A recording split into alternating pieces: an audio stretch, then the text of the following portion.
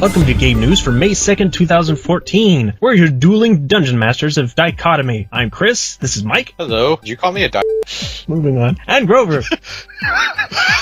Oh, damn it. Okay. Dude!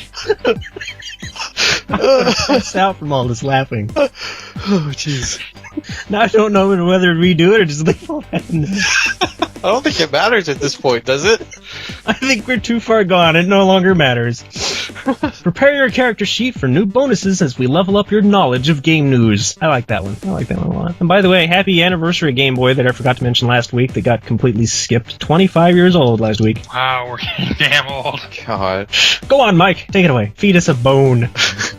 Disney made some news with a live broadcast announcement with the upcoming release of Disney Infinity 2.0 that will boast new features such as easier-to-use toy boxes, larger playsets, flight abilities, and will also bring the game to Xbox One and PlayStation 4. Next gen. They did, of course, clarify any rumors about the Marvel superheroes being included and acknowledged that they are indeed coming to the system, bringing characters like Iron Man, Black Widow, and the Hulk to the standard Infinity come fall. All prior characters and toy box creations will still work with Disney Infinity 2.0, so don't be afraid that you're going to lose all your stuff, because you're not. And Mike's got some sort of crackle in his voice. Have you been eating some crackling? No.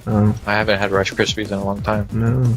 Oh, Zenimax, here we go again. They've officially taken legal action against Oculus Rift because they claim they helped the Oculus VR team develop some of their technology, including the work the legendary John Carmack designed for the Zenimax while he was one of their employees before heading to the Oculus group to design for them, taking code owned by Zenimax with him. Carmack has responded with a Twitter tweet. No work I've ever done has been patented. Zenimax owns the code that I wrote, but they don't own VR. Oculus uses 0 lines of code that I wrote while under contract with Zenimax. Though despite this, Zenimax says that they have substantial proof of the opposite and even were on-off negotiations since fall of 2012 for compensation. So this is another Zenimax money grab, but do they really have a case this time?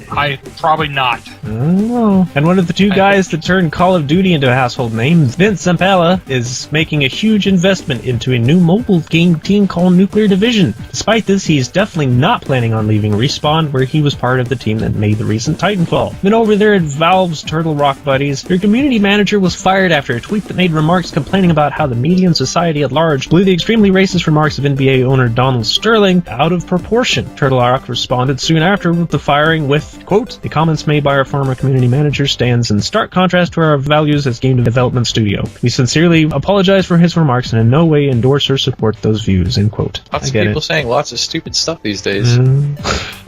And yet another member of the Naughty Dog team has left the company, this time Last of Us lead character artist Michael Noland. He joins the ever-growing list of various people who have been fired or left on their own in the last few months from the award-winning developer. Strangeness. Nintendo made a lot of announcements this week. Once again, they will not be holding the larger press conferences at E3 this year. They will be providing some extra bonuses like the Nintendo Treehouse, where there will be big demos on the show floor that will be streamed to the internet all day. An unnamed number of Best Buys will also be sporting Wii U demos for the Super Smash Bros., which I'll probably be at Best Buy all day for that. Nintendo will also be hosting and streaming their own Smash Bros. Invitational tournament using the Wii U version at E3. Now, this is big news because they've been fighting against their game being included in the esports scene for a long time. One of the reasons the character slip was even added into Smash Bros. Brawl.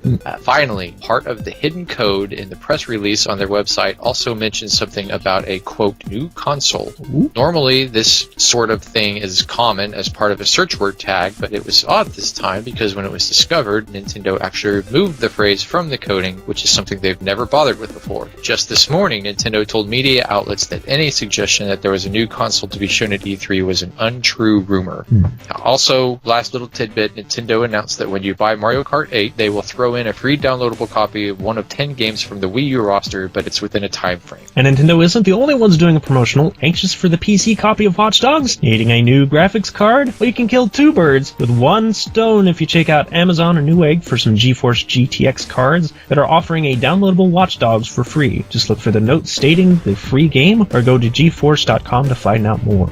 And lastly, as the sci-fi original series Defiance returns to TV for a second season on June 4th, its tie-in MMO will become free to play. While the service was always free, now the game itself will be too, so there's no payments at all up front. Though they will be changing things up to include microtransactions to help fund the game now. They promise there'll be no tricks or traps like many other free-to-play models. Excellent. And that was game news for May 2nd, 2014. We're almost halfway through this year of Discovery, almost to E3, which is the big excitement.